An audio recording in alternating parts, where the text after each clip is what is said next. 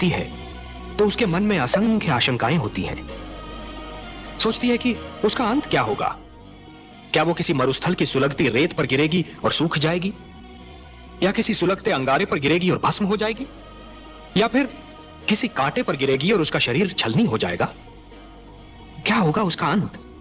परंतु जब वो किसी सीप के मुख में गिरती है और मोती बन जाती है, तब उसे यह ज्ञान होता है कि उसकी यात्रा शुभ थी।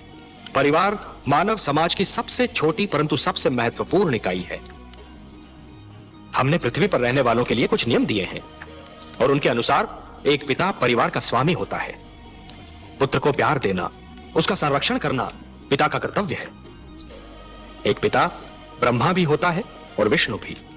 वो जन्म भी देता है और पुत्र का पालन पोषण भी करता है। देवी, संघर्ष का संबंध आयु से नहीं, इच्छा शक्ति और मन की लगन से होता है। भड़कती हुई ज्वाला पहले छोटी सी चिंगारी ही होती है। माना कि ध्रुव सर्वस्व त्याग कर मेरा दर्शनाभिलाषी है देवी, परंतु जो मेरे साधारण भक्त हैं उनका भी तो मुझ पर अधिकार है।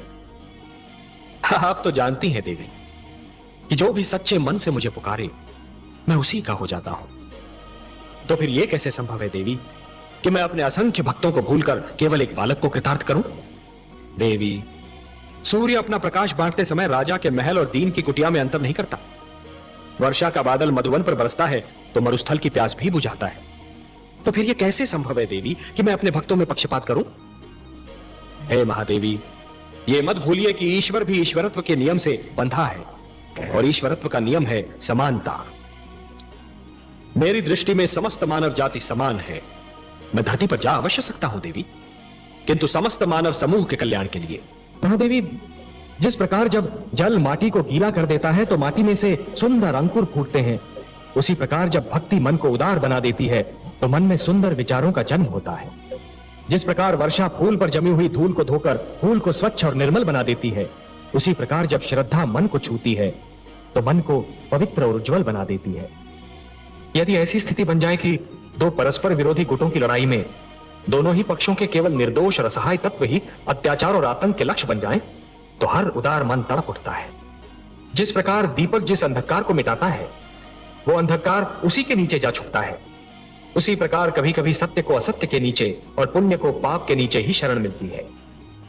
एक पापी सत्य को संसार से मिटाने की धुन में यह भूल जाता है कि सत्य तो वहां भी पल सकता है जहां कभी उसने सोचा ही न था।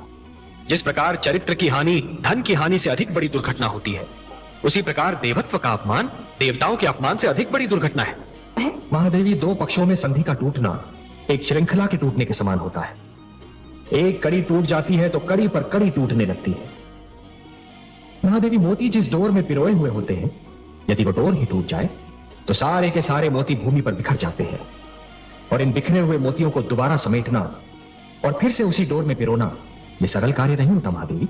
जानती हूँ कमलनयन, बची बसाई नगरी को उजाड़ना सरल कार्य होता है, उसी नगरी को फिर से बसाना बहुत कठिन होता है। वर्ष और पीढ़ियां बीत जाती हैं उसे बसाने में।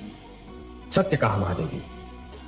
समझौते का तोड़ना सदैव शत्रुता को जन्म देता है, और शत्रुता एक ऐसा विषैला पौधा है जिस पर केवल द्वेष के पुष्प और संदेह के कांटे ही उगते हैं, और ये द्वेष और संदेह कई पीढ़ियों तक अपना रंग दिखाते रहते हैं।